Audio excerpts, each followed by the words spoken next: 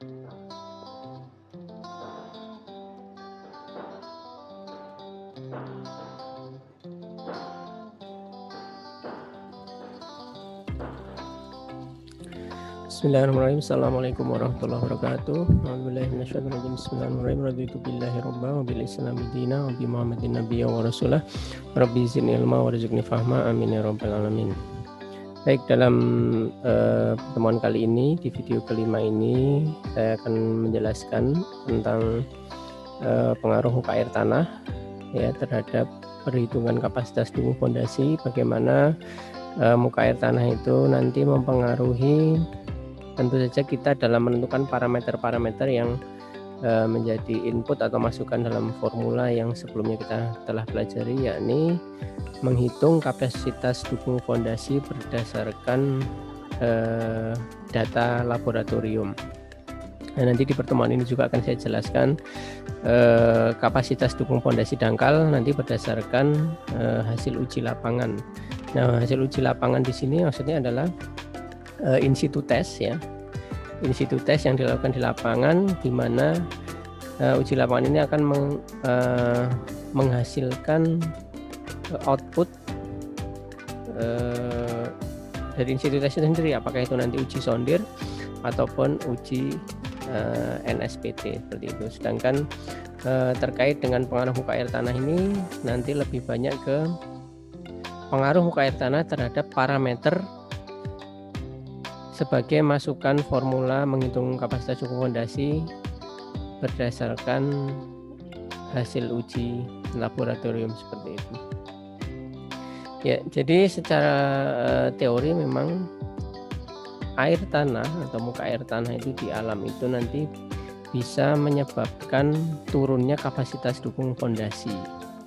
Nah, nanti secara perhitungan akan saya jelaskan di sini, tapi pada prinsipnya terkait dengan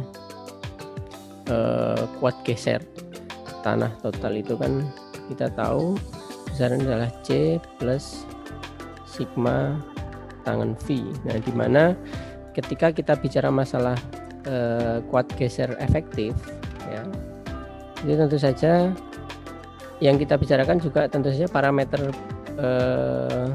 kuat gesernya menjadi kohesi efektif ditambah ini sigma efektif tangan V efektif juga, di mana tegangan normal efektif ini tidak lain adalah tegangan total dikurangi U atau tekanan air pori.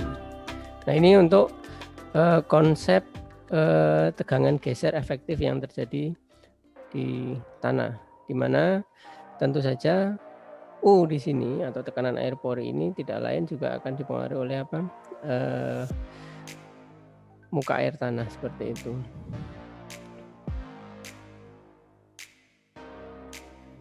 Ya, terkait pengaruh muka air tanah dalam formula yang nanti akan kita gunakan, kita tidak akan banyak menyinggung terkait apa persamaan dari Mohr kolom ini ya. Nanti pendekatannya lebih sederhana, bahwa bagaimana muka air tanah ini sebetulnya mempengaruhi pada tekanan overburden yang diterima di dasar fondasi seperti itu. Jadi nantinya ketika misalkan kita bicara fondasi ya yang ada di lapangan, nah kemungkinan kondisi muka air itu ada 3 yang nanti akan kita bicarakan, yakni kondisi pertama ketika memang fondasi kita ini penuh terendam air ya. Jadi muka air tanahnya di sini, ini kondisi pertama ya. Kemudian kondisi kedua adalah muka airnya di bawah fondasi, namun sedemikian masih dianggap punya pengaruh pada dasar fondasi. Dan kondisi yang ketiga, ketika misalkan muka air tanahnya berada jauh di bawah dasar fondasi. Ya, nah kondisi satu ini nanti kalau didetailkan juga bisa bermacam-macam ya, bisa di sini atau bisa terendam sepenuhnya di sini. Ya, jadi kondisi 1 itu ada 2 kondisi nanti, apakah dia diantaranya ada karena kondisi yang memang ini basah tapi tidak jenuh, sedangkan di sini adalah basah jenuh. Nah seperti itu. Nah pendekatan yang akan saya jelaskan di sini adalah pendekatan yang sangat sederhana sebetulnya, bahwa kalau kita memiliki kondisi di lapangan bahwa di muka tanah ya, muka tanah kita, kemudian ada muka air pada kedalaman tertentu, pada kedalaman Z tertentu. Nah ini kedalaman Z tertentu. Maka pendefinisian berat volume tanah ya, untuk kondisi yang tidak terendam air di sini, ya meskipun tidak terendam air, maka kita biasanya tetap mendefinisikan berat volume di sini adalah dalam bulk density atau berat volume basah ya. Sedangkan untuk kondisi yang terendam air, jenuh ya, jenuh terendam air ini dalam berat volume saturated atau saturated density, seperti itu. Nah sehingga ini berpengaruh pada apa? Berpengaruh pada tegangan yang terjadi pada satu titik tertentu, misalkan di titik di sini ya. Ya di titik sini sebelumnya ada yang menyebut P0 ya. Oh mohon maaf. Ada yang menyebut P0, ada yang menyebut Q, ada yang menyebut sigma 0. Nah tentu saja ini kalau kita kembali lagi ke mekanika tanah 1, maka pada titik dengan kedalaman tertentu itu akan punya persamaan umum. Persamaan umum berat volume dikalikan dengan kedalaman total. Nah tentu saja kalau kondisinya seperti ini, ada 2 lapis seperti ini, berarti harus kita uraikan lagi ya. Ini misalkan di sini ada Z1, di sana ada Z2, maka ini kalau kita uraikan menjadi apa? Gamma 1 kali Z1 ditambah gamma 2 kali Z2. Nah sebenarnya sesederhana ini pendekatan terkait pengaruh muka air tanah pada kapasitas dukung fondasi. Nah kondisi pertama, nah jadi agak terbalik maaf tadi. Nah kondisi pertama ya tadi yang saya katakan bahwa dasar fondasi itu penuh terendam air ya. Terendam air, nah ini bisa D1-nya itu punya nilai tertentu, berarti ada bagian yang dia pendefinisiannya menjadi gamma saja, atau kadang ada yang nulis bulk density. Dan kebetulan ini B di sini bulk itu sama dengan B bahasa Indonesia, tapi sebetulnya ini bawaannya adalah bulk density. Nah kemudian kondisi yang terendam itu harus didefinisikan dalam saturated density ya. Nah sehingga ya ketika fondasi kita pada kondisi pertama ini, maka hal yang paling berpengaruh atau yang paling dipengaruhi oleh muka air ini adalah tekanan overburden yang berada di dasar fondasi ini. Nah tentu saja yang kita gunakan di sini dalam bentuk umum kapasitas dukung limit kan sukunya CNC plus QNQ plus gamma N gamma ya. Nah, yang kita gunakan di sini Q di sini tidak lain adalah tekanan overburden efektif mestinya ya. Jadi Q efektif. Sehingga kalau misalkan ini terendam air, maka kita harus bedakan di sini nanti ada berat efektif tanah dan berat volume air. Karena apa? Karena gamma saturated itu tidak lain adalah berat volume tanah efektif, mohon maaf ini bukan 1 ya, dikalikan ditambah mohon maaf berat volume air. Nah sehingga kalau misalkan kondisinya seperti ini, berarti tekanan overburden yang terjadi di dasar fondasi tidak lain ya berat volume untuk tanah lapis 1 ditambah berat volume tanah lapis 2, tapi yang efektif yang kita gunakan adalah gamma efektifnya saja ya. Jadi D1 kali gamma 1 di sini Yang di sini yang kita gunakan adalah berat volume tanah efektif. Nah, sehingga secara matematis nilai Q ultimate itu akan dipengaruhi oleh adanya muka air tanah ada di sini. Ya, ini yang digunakan ini tidak lain adalah Q efektif. Ya, berdasarkan tadi apa? Gamma 1 kali Z1 plus gamma aksen kali Z2. Nah, kalau misalkan muka air tanahnya penuh di atas, ya, misalnya muka air tanah di atas, maka persamaannya menjadi berat volume tanah efektif keseluruhan dikalikan Z total. Z total itu berarti apa? Ya berarti DF ini tidak lain adalah DF ini, Z total itu adalah DF. Nah, itu dari pengaruh muka air tanah terhadap apa? Terhadap tekanan overburden di dasar fondasi. Nah, yang berikutnya kondisi terendam air di sini akan memunculkan apa tadi? Akan memunculkan berat volume efektif, ya, ini. Nah, berat volume efektif di sini. Maka di mana posisi fondasi itu berada akan membuat kita harus mengidentifikasikan berat volume yang kita gunakan di rumus kapasitas dukung tanah juga menjadi berat volume efektif di sini. Ya, jadi secara langsung di persamaan umumnya akan langsung berpengaruh di nilai kapasitas dukung fondasinya, ya, ini yang kita gunakan menjadi berat volume efektif di sini. Ya, jadi itu pengaruh pertama ketika memang fondasi kita sepenuhnya terendam air, sehingga secara matematis terbukti bahwa berat volume jenuh itu mengakibatkan adanya berat volume tanah efektif, di mana kekuatan tanah itu ya hanya didukung oleh kekuatan efektif tanahnya saja. Jadi karena adanya air tidak bisa mendukung secara signifikan atau bahkan justru mengurangi kapasitas dukung tanahnya. Oke.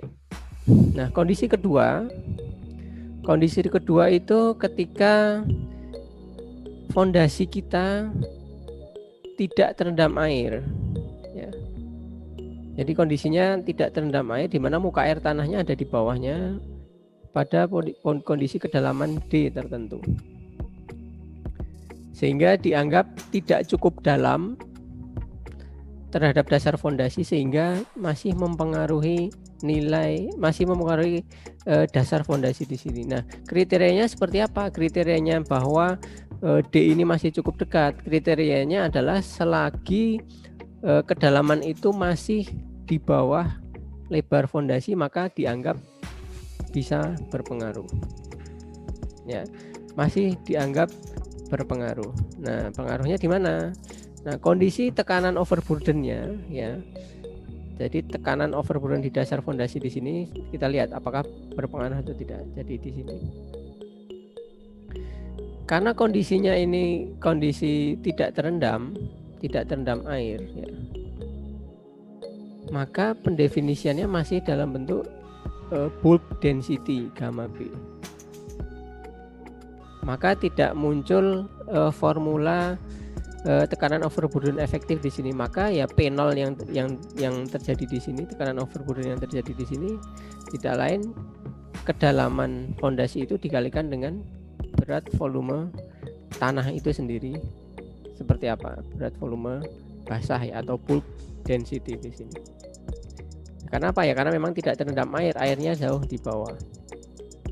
Nah, kemudian pengaruhnya berarti di mana? Ya karena kondisinya masih dianggap cukup dekat, masih masuk kriteria di bawah B, ya, masih di bawah B. Misalkan lebarnya 3 meter, lebar fondasinya misalkan 3 meter. Tapi kedalamannya 2 meter, ya, berarti masih menggunakan ini. Nah, ini akan berpengaruh pada penentuan nilai gamma ketika menghitung kapasitas dukung fondasi di suku ketiga. Nah, kira-kira gambarannya seperti ini. Jadi kondisi di sini basah. Kira-kira kondisi di sini adalah berat volume jenuh air gamma saturated ya. Berapa? Misalnya gamma saturatednya 20 kilonewton per meter persegi. Nah, sedangkan di sini gamanya adalah gamma basah, misalkan berapa? 17 kilonewton per meter persegi.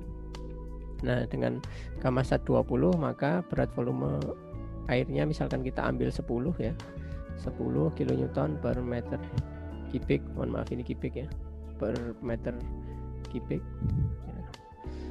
Maka berat volume efektif tanahnya tidak lain adalah 10 kilonewton per meter kubik. Nah, yang kita gunakan di sini ya bukan gamma basah ya. Di sini yang kita gunakan di sini bukan gamma basah, bukan juga gamma efektif. Tapi interpolasi antara apa? Antara gamma basah yang besarnya tadi berapa? 17. Mohon maaf. Yang besarnya 17 dengan berat volume efektif yang besarnya berapa? 10 tadi. Nah, ini gamma star itu ada di sini kira-kira. Gamma yang kita gunakan untuk di sini. Nah, besarnya berapa? Nah, ini sebetulnya dari rumus interpolasi saja.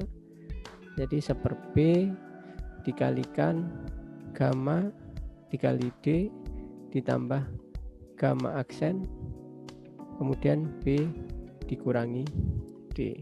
Nah, ini apa? B itu adalah lebar fondasi. Kemudian gamma di sini kalau kita punya 17 berarti 17 masukkan di sini. D itu kedalaman dari muka air tanah diukur dari dasar fondasi. Kemudian gamma efektif itu berarti gamma efektif di sini tadi berapa? 10. Nah, ini adalah lebar dikurangi dengan kedalaman fondasi seperti itu. Ya, jadi intinya untuk bisa mendapatkan gamma star ini ya, tentu saja harus hafal rumus ini. Hafal rumus ini. Atau sebetulnya ini rumus ini dapat dari mana ya? Sebetulnya ini sebenarnya dari prinsip interpolasi saja. Ya. Jadi sedikit saya tampilkan. Jadi itu prinsip dari interpolasi bahwa ditarik dari konsep bahwa yang kita tinjau adalah kalau kita ingin menghitung ya, misalnya dalam kondisi D ya, dimana D ini lebih kecil dari B. Nah, ini lebarnya B ya. Nah, ini lebarnya B. Nah, ketika nilai D itu 0 ya, ketika D itu 0, maka yang akan kita gunakan apa? Ya, anggapannya terendam kan ya. D 0 berarti muka airnya di sini. Ini muka air ya. Nah, ketika D itu 0 yang kita gunakan tidak lain berarti berat volume tanah efektif. Yang kita gunakan untuk di kapasitas dukung tadi apa? QU sama dengan CNC dan seterusnya sampai gamma N gamma ya. Nah, yang kita gunakan di sini adalah yang efektifnya kan kalau dia terendam air. Nah, seperti itu katakanlah tadi berapa? 10 ya tadi misalnya. Jadi ketika D-nya 0 atau airnya di sini, muka airnya di sini, maka yang kita pakai gamanya adalah gamma efektif. Sedangkan ketika misalnya D-nya itu sama dengan B, D-nya itu sama dengan B berarti mulai sudah tidak berpengaruh ya. Maka gamma yang kita gunakan berarti ya gamma itu sendiri. Nah, selebihnya kan menggunakan gamma. Gamma yang kita gunakan ya gamma berapa tadi? 20. Nah, sebetulnya rumus tadi gamma star itu seperti itu. Nah, kita kan ada di antaranya. Ketika D di antaranya, ya berarti yang kita gunakan adalah gamma star itu. Berapa ini gamma star ya? Sebetulnya ditarik dari konsep interpolasi misalnya. Ya, ini kita punya sumbu X, Ini kita punya sumbu Y, ini hanya apa namanya, kalau memang nggak mau menghafal rumusnya. Jadi ketika D sama dengan 0, itu berarti yang kita gunakan dalam praktek itu adalah gamma aksen. Nah, ketika D itu sama dengan B, itu nilai gamma yang kita gunakan tidak lain adalah ya gamma itu berapa. Misalkan di sini 10, di sini 20, ya kira-kira seperti interpolasinya. Nah, berarti kalau D kedalaman tertentu, D tertentu berapa, misalkan D tertentu, maka ya berarti kita anggap interpolasi, misalkan ini garis lurus, anggapannya garis lurus, maka di kedalaman D ini gamma yang kita gunakan adalah gamma star. Nah, kira-kira seperti itu. Ya, sudah tinggal interpolasi saja. Jadi kalau misalkan D tertentu di sini ya, dibandingkan dengan jarak totalnya berapa? Ya, jarak totalnya itu adalah B. Itu perbandingnya akan sama dengan apa? Perbandingannya berarti di sini. Ini. Itu adalah gamma star dikurangi gamma aksen dibandingkan dengan jarak total. Jarak total apa? Gamma dikurangi gamma aksen. Nah, ini sebetulnya prinsip interpolasi sederhana ini. Ini kalau diturunkan akan menghasilkan persamaan yang sama di sini. Ya, seperti itu ya, kira-kira seperti itu. Jadi kalau tidak mau menggunakan menghafal rumus ini, ya sudah menggunakan konsep interpolasi perbandingan seperti ini, pemahaman seperti ini itu bisa dilakukan. Oke, itu kondisi kedua. Nah, kondisi ketiga yang sebetulnya sudah kita bahas di sebelumnya. Jadi kalau misalnya muka air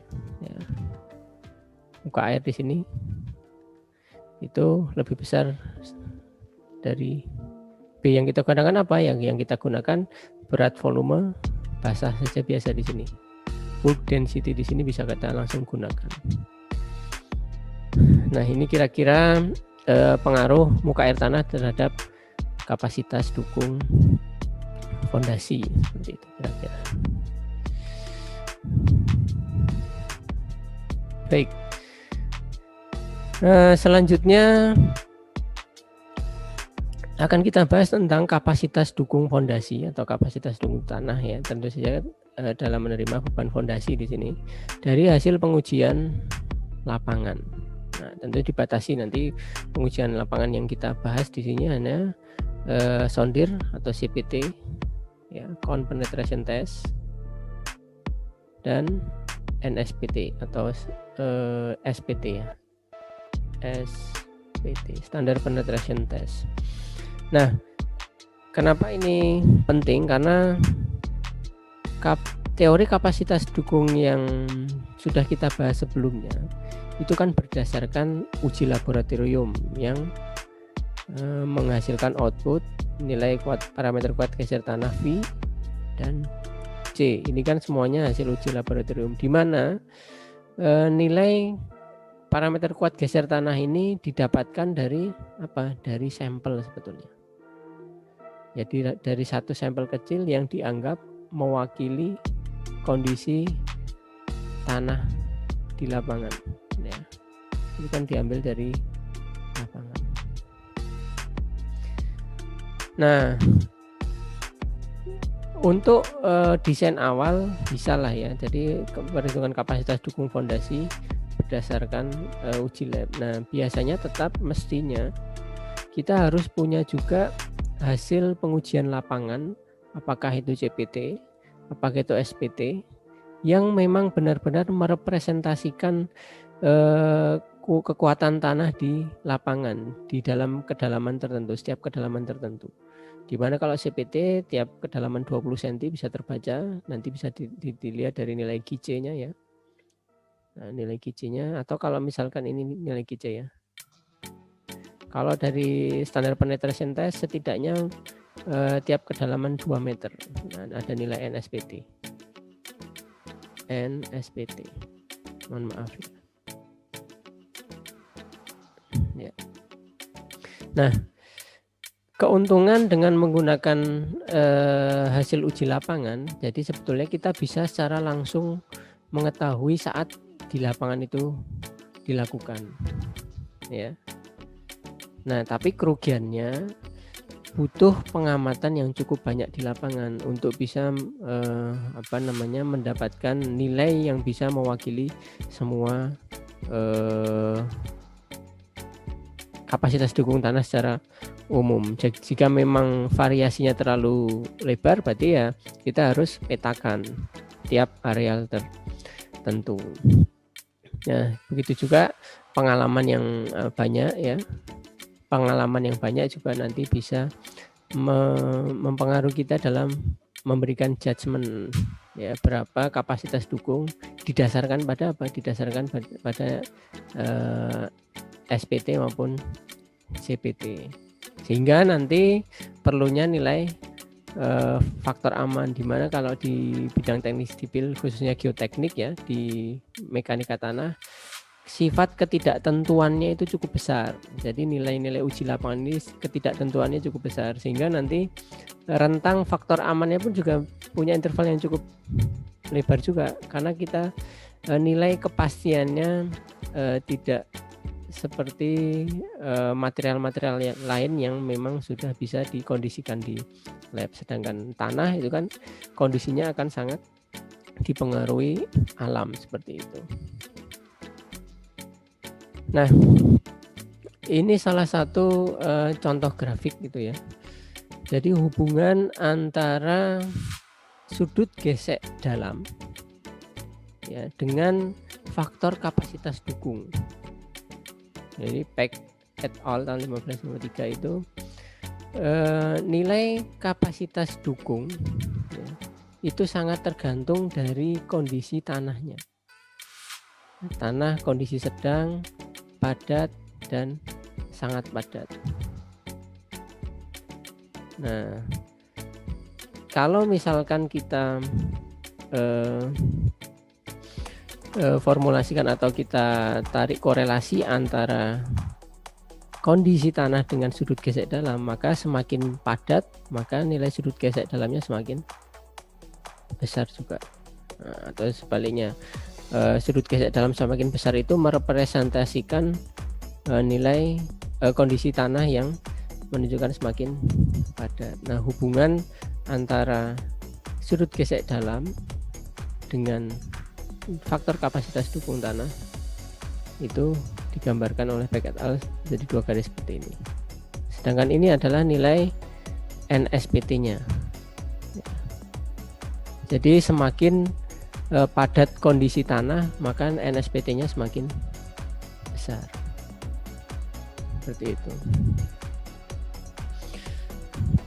Nah, ini dari hasil uji SPT ya, Terzaghi dan Peck mengusulkan hubungan antara NSPT, kemudian ada lebar fondasi dan kapasitas dukung izin di sini.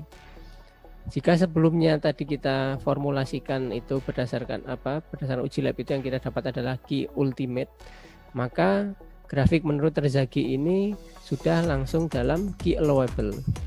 Artinya nilai Q allowable ini bisa kita gunakan untuk keperluan desain. Sedangkan kalau tadi yang Q ultimate ya, tentu saja harus direduksi dengan faktor aman, membagi dengan faktor aman. Nah, menurut Terzaghi, jadi grafik ini digunakan sebagai batasan bahwa kapasitas dukung yang diizinkan ini berdasarkan penurunan yang diizinkan maksimal 1 inci untuk penurunan yang seragam. Artinya jika misalnya ini berdasarkan uji beban mestinya ya. Jadi fondasi plat itu diuji ya. Kemudian ini ada penambahan beban, kemudian ini penurunan fondasi. Kalau misalkan didapatkan grafik tertentu, maka ini S ya, mohon maaf, ini S. Settlement S. Maka Q allowable itu didasarkan pada apa? pada penurunan 1 inci untuk penurunan seragam. Nah, labelnya berapa? Kalau yang tidak seragam maksimal 3/4 inci, berarti 3/4-nya. Nah, bagaimana membacanya? Sederhana saja ya. Jadi ternyata menurut Terzaghi kapasitas dukung fondasi itu kan satuannya nanti dalam kilonewton per meter persegi, meskipun dalam satuan per luas tertentu ternyata juga dipengaruhi oleh lebar fondasinya. Jadi untuk lebar fondasi di bawah 1,2 ya, itu nilainya konstan untuk jenis tanah tertentu. Ya. Untuk jenis tanah tertentu. Artinya jenis tanah tertentu, tanah yang punya nilai NSPT sama, ya misalkan di sini N-nya sebesar 50, maka di bawah lebar 1,2 per meter perseginya itu punya kapasitas dukung yang diizinkan ya berkisar 630-nya ini. 630. Nah, begitu setelah melewati atau melebihi ukuran 1,2, maka kapasitas dukung per meter perseginya itu turun sampai 500 kN per meter perseginya. Jadi kalau misalkan dari uji lapangan diketahui NSPT-nya 50, fondasi yang kita buat nanti ukurannya lebar, misalnya lebar fondasinya 6 meter, ya berarti ada di sini. Nah, sehingga memang desain kita itu namanya trial error ya. Kita akan menggunakan lebar fondasi 2 meter. Jenis tanah kita punya nilai NSPT berapa? Misalkan 30. Itu sudah tinggal tarik ke atas. Oh, berarti kapasitas dukung yang diizinkan sekian.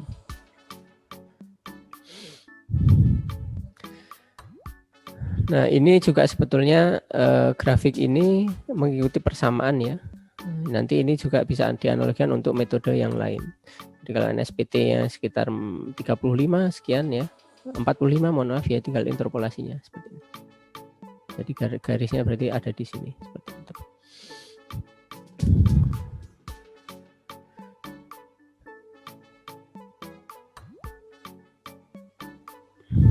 Nanti jika kedudukan muka air tanah, mohon maaf, untuk ini adalah kondisi jika muka air tanah jauh di bawah fondasi ya. Nanti jika ya fondasi itu dalam keadaan jenuh, misalkan ini terendam air, maka kapasitas dukung yang kita gunakan ya yang tadi tinggal langsung dibagi 2. Artinya begini, misalkan tadi kita sudah punya fondasi dalam kondisi tidak terendam air, ya, jauh di bawah ya, muka airnya jauh di bawah, ketemu nilai kapasitas dukung di 200 atau 210 kN per meter persegi. Nah, ternyata ini akan kita aplikasikan apabila nanti kondisinya terendam air, maka hitungan kita didesain ini kita langsung bagi 2 menjadi berapa? 105. Nah, seperti itu. Nah, bagaimana jika kedalaman muka air tanah itu di bawah fondasi ya, di bawah fondasi tapi masih cukup dekat. Masih cukup dekat. Cukup dekatnya tadi apa? Cukup dekatnya ya kriterianya kalau D itu lebih kecil dari B misalnya. Ya berarti dengan menggunakan interpolasi. Ya, interpolasi itu berarti kalau misalkan ini sejauh B, kita bisa langsung gunakan ya, penuh tadi tidak dibagi 2. Nah, kalau misalkan D-nya 0, berarti setengahnya, berarti diantaranya ini berapa? Tinggal diinterpolasi seperti itu. Nah, Meyerhof juga memberikan formula yang lain terkait dengan nilai NSPT. Sama, untuk di bawah lebar 1,2 konstan nilainya, berapa? 12N dalam satuan kilonewton per meter persegi. Nah, sedangkan setelah lewat 1,2, grafik itu menurun lagi seperti ini. Nah, dengan QA adalah kapasitas dukung izin itu untuk penurunan sebesar 1 inci sama. Nah, menurut Meyerhof, NSPT itu adalah nilai NSPT diambil rata-rata dari jarak 0 sampai B di bawah dasar fondasi. Nah, ini yang penting ya. Jadi menurut Meyerhof, kalau misalnya kita punya fondasi, yang kita ingin hitung kan sebetulnya ini kan tanah ya. berapa besar kapasitas dukung tanah di sini itu berapa? Ya, di sini itu berapa? Sedangkan data NSPT kita kan itu menyebar terus ke bawah. Nah, menurut Meyerhof, nilai N itu tidak lain adalah apa? Rata-rata dari jarak 0 sampai B di bawah dasar fondasi. Jadi kalau lebar fondasi kita misalnya ini 2 meter.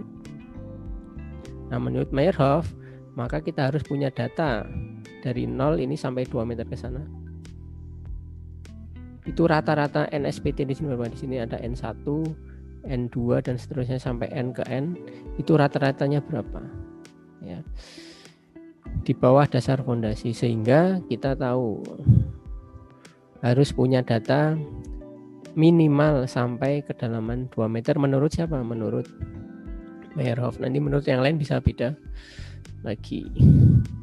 Nah, menurut Paulus ya, ini nilainya key allowable-nya adalah 20 kali N dikalikan dengan KD, itu adalah faktor kedalaman fondasi. Masih sama bahwa prinsipnya selama dia di bawah 1,2 itu nilainya konstan. Nah, begitu nanti lebar melebihi 1,2 grafiknya menurun lagi ya. Jadi ini 1,2 itu konstan, terus nanti menurun lagi. Jadi grafiknya kan sama tadi menurut NSPT. Nah, sama dengan grafiknya terjadi.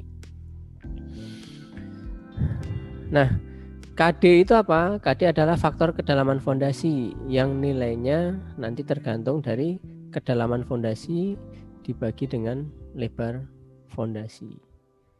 Nanti kalau nilainya ketemunya ternyata lebih dari 1,33, maka gunakan nilai 1,33 ini. Ya, kalau misalkan ternyata ya KD ketemunya lebih besar dari 1,33, berarti maksimum yang kita gunakan adalah 1,33 ini. Nah, kenapa ada KD ini? Karena semakin dalam ya, semakin dalam tentunya tekanan overburden ya, ini kan tanah akan semakin besar tekanan overburden. Ini adalah kedalaman Z. Nah, tapi maksimum hanya sampai 1,33. Nah, kriteria menurut Paulus ini sedikit berbeda terkait penentuan nilai SPT, NSPT. Ini kalau menurut Paulus, nilai NSPT merupakan rata-rata dari 0,5B di atas fondasi sampai 2B di atas fondasi. Jadi ini lebih butuh data yang lebih banyak lagi. Ya, jadi misalkan fondasi kita desain dengan lebar 2 meter. Ya, pada kedalaman tertentu, maka kita harus punya data setengah lebar fondasi ke atas. Ini adalah 0,5D, berarti 0,5D, sorry B ya, 0,5B sampai di sini adalah 2B. Nah, berarti ini ada data NSPT. Nah, rata-ratanya berapa? Ini ada N1 sampai N ke N, rata-ratanya berapa? Jadi kapasitas dukung di dasar fondasi itu kita rata-ratakan dari tanah di atas maupun di bawah fondasi, seperti itu. Nah, ini grafik yang tadi berdasarkan Paulus ya, semuanya sama, mengikuti pada kondisi di bawah 1,2 itu konstan, begitu melewati 1,2 menurun per meter perseginya ya. Ini bukan berarti kalau ukuran 1,2 kali 1,2 dengan 3 kali 3 itu lebih kuat yang 1,2 kali 1,2, tidak, tapi per meter perseginya. Per meter perseginya itu menurun seperti itu. Nah, ini menurut Paulus. Nah, namun demikian ternyata jadi nilai NSPT hasil uji lapangan kita. Jadi NSPT itu kalau kita pelajari di mekanika tanah itu apa? Uji dengan menggunakan tabung belah yang dipukul ya, kemudian turun 30 cm kira-kira ya. Sebetulnya ujinya 3 ya. 15 penurunan pertama, 15 kedua, 15 ketiga. Nah, ini rata-ratanya berapa pukulan untuk mempenetrasikan tabung belah ini sedalam 30 cm itu. Berarti dalam pukulan. Jadi N itu dalam pukulan. Nah, semakin banyak pukulannya berarti merepresentasikan tanah itu semakin keras kan. Jadi dipukul 1 kali langsung masuk berarti kan tidak kuat dibandingkan kalau misalkan harus 10 kali pemukulan. Nah, nilai NSPT dari hasil uji di lapangan itu sebelum dimasukkan ke dalam hitungan-hitungan kapasitas dukung ini ya. Tadi ya di sini itu kondisi-kondisi tertentu perlu diadakan koreksi ya. Nah, koreksi ini nanti bisa dipengaruhi oleh berbagai macam faktor ya. Bisa akibat muka air tanah, bisa akibat tekanan overburden dan seterusnya. Jadi misalkan, jadi nanti ada banyak sekali nilai koreksi. Nah, menurut Terzaghi, kalau misalnya jenis tanah yang kita uji atau yang kita amati untuk penempatan fondasi itu adalah pasir halus, ya, kemudian ternyata terendam air juga, artinya di bawah muka air tanah, maka nilai NSPT, ya, nilai NSPT yang kita gunakan di perhitungan itu harus dikoreksi. Ya, jika tanah mengandung pasir halus atau pasir berlano yang terletak di bawah muka air tanah, maka nilai N yang kita gunakan untuk perhitungan itu bukan nilai asli penyelidikan tanah langsung di lapangan. Nah, koreksinya seperti apa? Koreksinya adalah dengan menambahkan 15 plus setengah N aksen dikurangi 15. Kalau NSPT-nya lebih besar dari 15. Nah, di mana hasil uji lapangannya aslinya adalah N aksen. Ini adalah asli. Nah, kalau lebih besar dari 15, maka harus dihitung misalnya ya. Misalnya N asli di lapangan ketika diuji itu ketemunya 20 ya. Nah, berarti harus dikoreksi. Ini sebetulnya yang nanti kita gunakan adalah 15 ditambah setengah, ini adalah 20 dikurangi 15. Ya, berarti berapa? 15 ditambah ini 5, berarti 17 setengah. Jadi 20 ini tidak langsung kita gunakan, tapi kita gunakan nilainya adalah 17,5. Nah, selama ini lebih besar dari 15, maka ya berarti kita gunakan. Nah, jika di bawah 15 gimana? Maka tidak dilakukan koreksi, ya sudah langsung digunakan saja. Ternyata misalkan N aksennya hasil pengukuran di lapangan ketemunya 10, berarti ini 10 ini sudah bisa langsung kita gunakan, maka N yang kita kan ya sama dengan N aksen untuk yang kurang dari 15. Nah, ini salah satu contoh koreksi N SPT akibat apa? Kondisinya dia pasir halus kemudian di bawah muka air tanah. Ada juga koreksi akibat adanya tekanan overburden. Ya. Jadi akibat adanya tekanan overburden efektif, maka nilai N yang kita gunakan untuk perhitungan itu harus dikoreksi dengan faktor koreksi CN. Nah, ini nanti banyak sekali juga formulanya. Di mana N aksen ini adalah apa? Hasil uji di lapangan, asli di lapangan. Jadi asli.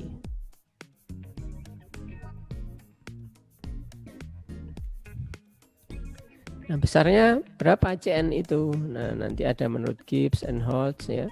Ada menurut Basara ya.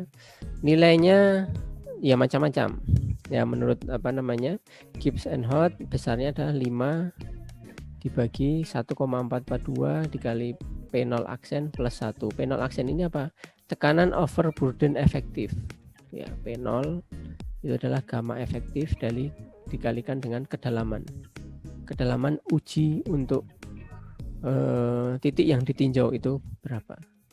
Kalau terendam air berarti kita gunakan yang efektif. Kalau tidak terendam air berarti langsung gunakan berat volume basah atau bulk density. Nah, berdasarkan Basara nanti formulasinya berbeda lagi untuk yang di bawah tekanan overburden tertentu dan untuk yang di atas tekanan overburden tertentu rumusannya berbeda lagi.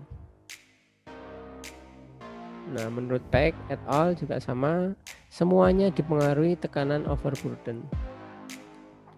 Nah, ini maksudnya apa? Maksudnya adalah ketika kita mengujikan tabung belah ya pada kedalaman tertentu, ini muka tanah ya kan ujinya kan menggunakan lubang bor, kemudian dia diuji di kedalaman ini dan diuji di kedalaman ini, tentunya akan ada pengaruh perlawanan tekanan overburden ya.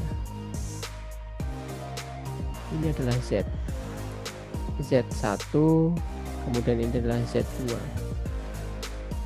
Nah, akibat adanya tekanan overburden atau tekanan efektif tanah ini bisa mempengaruhi ya pengukuran yang kita lakukan saat uji SPT NSPT itu. Jadi bisa jadi nilai N aksen 30 bukan murni perlawanan dari tanah itu maupun gesekannya ya, tapi juga akibat ada tambahan akibat tekanan overburden, jadi kekangan tanah itu, sehingga harus dikoreksi. Ini menurut penelitian dari ya tadi Peck et al, kemudian Liao dan Gibbs and Holtz tadi juga sama, semuanya dipengaruhi oleh apa? Nilai tekanan overburden efektif.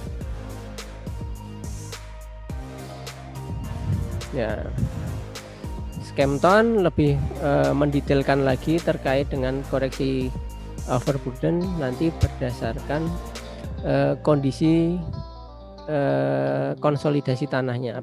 Tanah itu apakah sudah terkonsolidasi, normality konsolidasi, atau over consolidated. Nah, untuk pasir halus normal consolidated berbeda dengan pasir kasar normal consolidated, ataupun untuk pasir over consolidated. Semuanya tapi berdasarkan nilai tekanan overburden objektif. Nah, kriteria ini didapat dari mana? Ya, kriteria ini didapat dari uji yang lain. Ada uji konsolidasi ya. Nanti kita punya grafik konsolidasi, bisa kita analisis ya. Jadi di mekanika tanah 2. Ini ada P0 efektif. Kalau lebih besar dari tekanan prakonsolidasi atau lebih kecil dari tekanan prakonsolidasi, ini akan menentukan apakah dia tanah over consolidated ataupun normally consolidated atau under consolidated nanti di situ. Nah, sehingga kalau misalkan kita punya kasus seperti ini, ada data nilai NSPT ya. Nah, ini tentu saja kalau dikatakan seperti ini asli di lapangan, hasil uji di lapangan. Nah, nanti berarti kita perlu koreksi, jadi N-nya itu dengan kondisi tadi, koreksi dengan CN maupun koreksi akibat kalau misalkan dia pasir halus. Nah, ini ada keterangannya ya, berupa pasir kasar tidak padat sampai sedang normally consolidated. Berarti menggunakan CN dengan kriteria ini. Nah, sedangkan ini kedalamannya 1,5. Ya, di sini ada data N.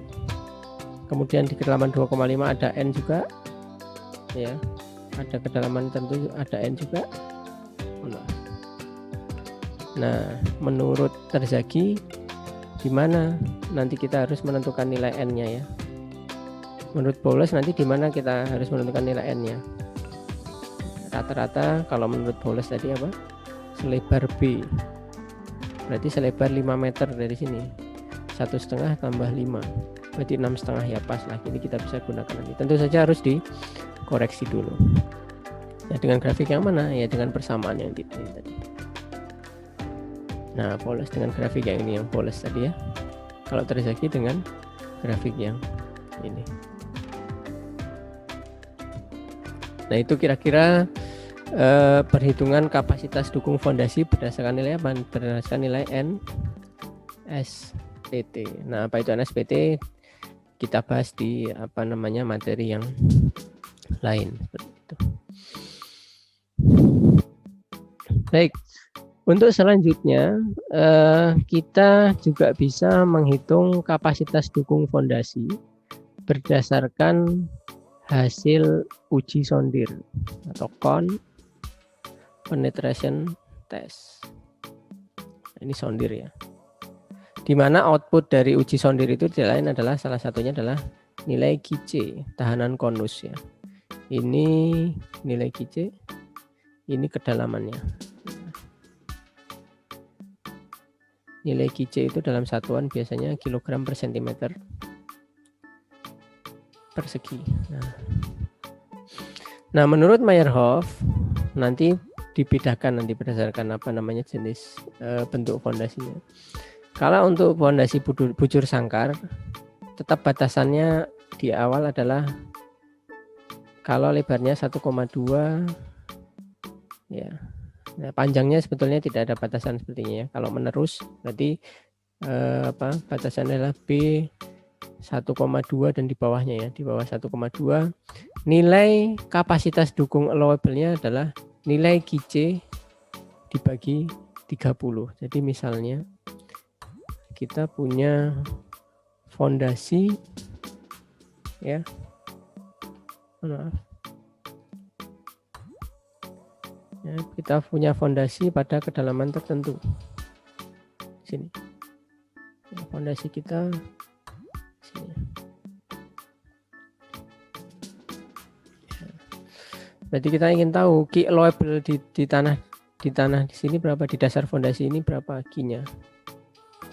Ya, berarti nilainya tinggal kalau misalkan fondasi kita didesain kurang dari 1,2 ya sudah nilai QC-nya berapa ini dibagi 30. Nah, nilai QC di sini dibagi 30. Kalau lebih besar dari 1,2 ternyata turun kan tadi berdasarkan grafiknya. Nah, ini nilainya seperti ini. QC dibagi 50 dikali B plus 0,3 per B kuadrat, satuannya masih kilogram per sentimeter persegi. Semua didasarkan pada kapasitas dukung izin untuk penurunan 1 inci. Nah, kemudian penentuan QC-nya di mana? Apakah kita ambil dari dasar fondasi ini langsung di sini atau bagaimana? Ya. Nah, sedangkan data kita kan satu data series yang cukup banyak ya. Sini. Nah, ternyata menurut Meyerhof nilai QC itu ya diambil rata-rata dari 0 sampai B sini. 0 sampai B dari dasar fondasi. Ya berarti rata-rata di mana? Berarti rata-rata dari sini sampai kedalamannya B berapa? Nilai rata-rata QC dari sini.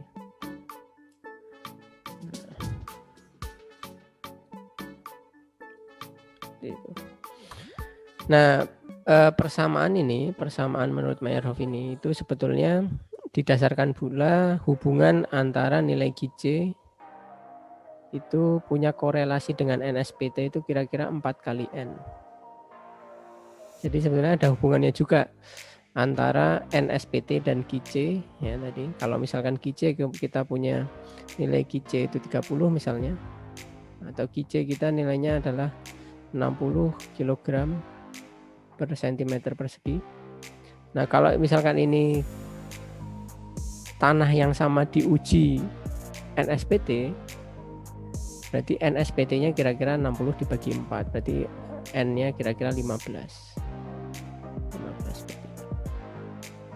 Nah, ini menurut Meyerhof. Jadi nilai QC, hubungan antara QC dan NSPT adalah QC 4 kalinya NSPT. Jadi kalau QC-nya 60, berarti NSPT-nya seperempatnya, atau 15 seperti itu. Nah, Paulus, tadi Meyerhof ya. Paulus memberikan persamaan lain, nilainya adalah QC per 20 kali nilai faktor kedalaman. Jadi KD di sini. Nah, KD nilainya sama tadi apa? 1 plus 0,33 dikali perbandingan antara kedalaman dengan lebar fondasi. Maksimal yang digunakan 1,33. Kalau ketemunya di atas 1,33 berarti pakai 1,33. Ini sama juga, ini didasarkan pada korelasi antara QC dan NSPT. QC sama dengan 4 kali N. Satuannya juga harus diperhatikan ya, harus dalam satuan yang sama dengan nilai QC.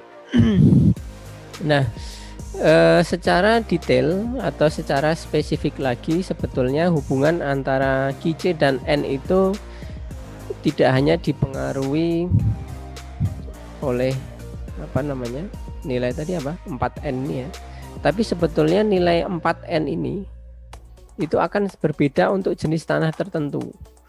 Nah, jenis tanah di sini diidentifikasikan sebagai butiran tanahnya. Jadi menurut Robertson dan Campanella tahun 83 melakukan penelitian hubungan antara nilai NSPT dan GC. Di sini kita lihat, ya, dia punya data series yang banyak sekali. Yang ini diuji di berbagai jenis tanah yang berbeda-beda.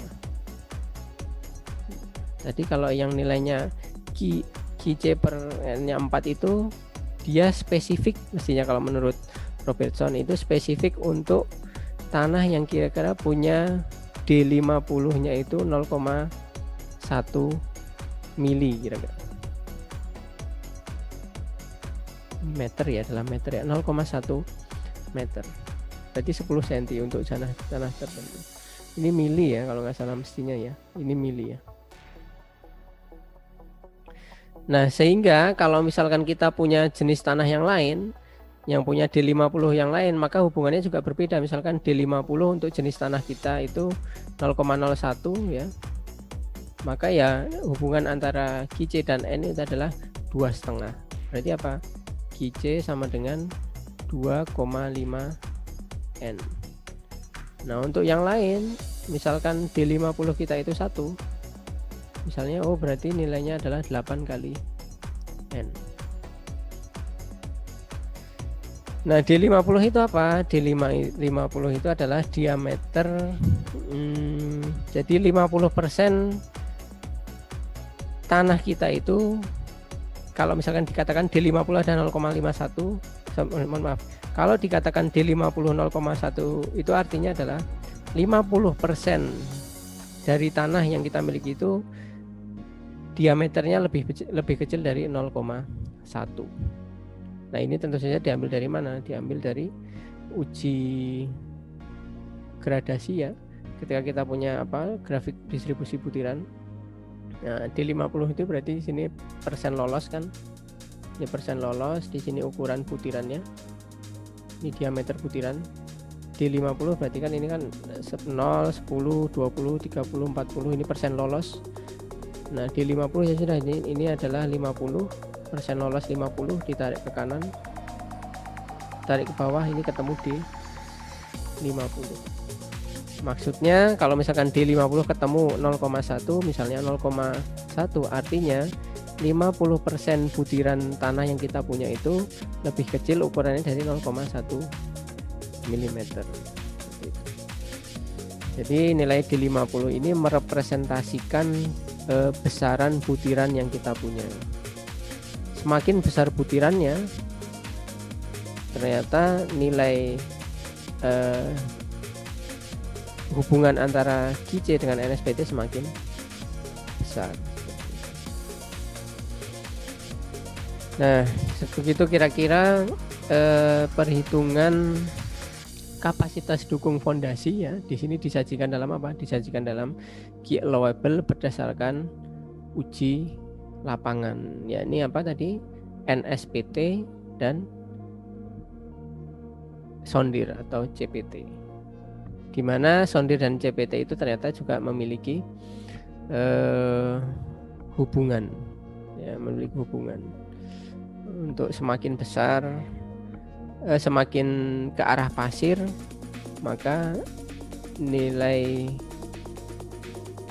perbandingan antara GC dan N semakin besar. Semakin ke arah lempung, semakin kecil hubungannya. Ya, di sini lanau berlempung itu kalau memang ukuran butirannya kan kecil. Semakin ke pasir, ukuran butirannya itu semakin besar. Baik, semua yang saya tampilkan di sini saya ambilkan atau bersumber dari buku analisis perancangan fondasi ya, dari Prof. Hari Krisna Dihardiatmo. Saya rasa demikian penjelasan pada kuliah kali ini. Kurang lebihnya saya mohon maaf. Kita akhiri dengan alhamdulillah rabbil alamin, subhanakallahumma wa bihamdika asyhadu an la ilaha illa anta astaghfiruka wa atubu ilaik. Assalamualaikum warahmatullahi wabarakatuh.